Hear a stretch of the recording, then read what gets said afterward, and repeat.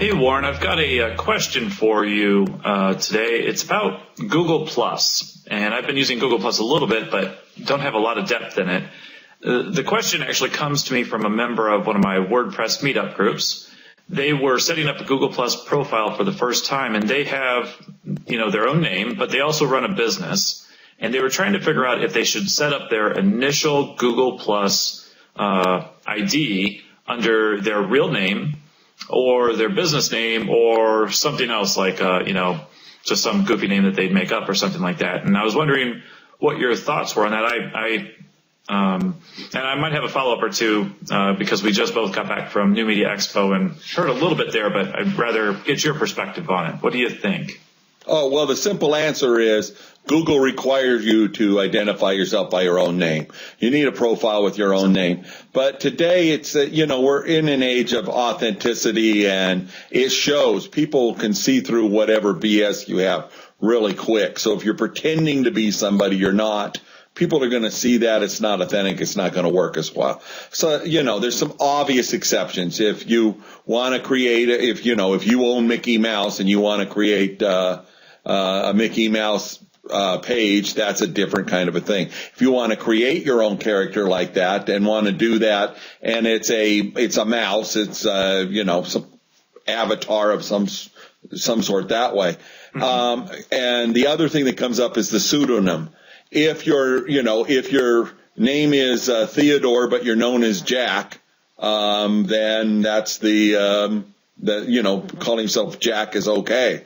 And that's more or less a spelling change of your name. Or if you've always written all your novels under a name, you're known as that person. Even actors the actors change their name, not the parts they play, but, there's still some room for that kind of thing. But today, if you're just starting out trying to create that, it's not like, say, 100 years ago where a company decides to start Betty Crocker and have the recipes come out of Betty Crocker's kitchen.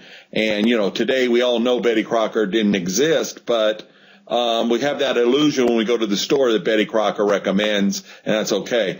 That illusion's just gone in the day of instant communication.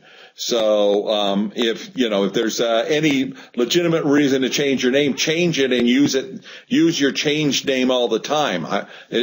Being authentic doesn't mean that you can't ever change anything, and it doesn't mean that you have to use your correct name that's on your birth certificate or marriage certificate with hyphens or, whatever like that. You can make exceptions to that. But on the other hand, once you choose something, be authentic and stick with it. And then everything else branches off of that. Especially on Google+, anybody can create pages. You can create pages for your characters, for the title of your book, for the movie you're doing, your business, whatever like that, especially the ones that have a physical location. I wouldn't worry too much about that because really what it comes down is the personality. We all want to do business with somebody that we know, like, and trust. And why start off with one point against you on the trust? That makes sense. So I guess what you're saying is, first, be authentic, be the real person, and because that's what Google's looking for. They're trying to get people to be more civil to each other in places like YouTube, converting people's old YouTube IDs into replacing that with Google+, because when your own name is going to be on the line next to a comment, you're less likely to be snarky or say something nasty to somebody, a stranger you don't know. But the other is be yourself first on Google+, and if you're going to have other, fictional characters, like a character of a book or something like that, do that separately and stay consistent with that as well, or pseudonym to a book or a company page or something. Some of the Hollywood, I think it's Screen Actors Guild that made these rules over the years that, they don't want the same person's name to appear in the credit. Two different people with the same name to appear in the credits. So there's a lot of instances of people changing their name just for that. Others changing it because they're, they didn't want the boy named Sue. But There's less need of that today. But it still makes some sense.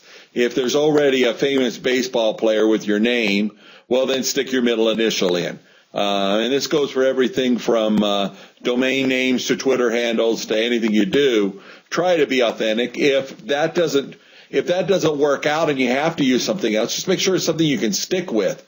If you were, Brett WordPress Boomater and then you decide to do something besides WordPress for the rest of your life, then, it's kind of an unnecessary extra hassle. Yeah, you might get a little short-term advantage from people seeing what you're advertising, but it's not near as strong as the authentic relationship you're building over time.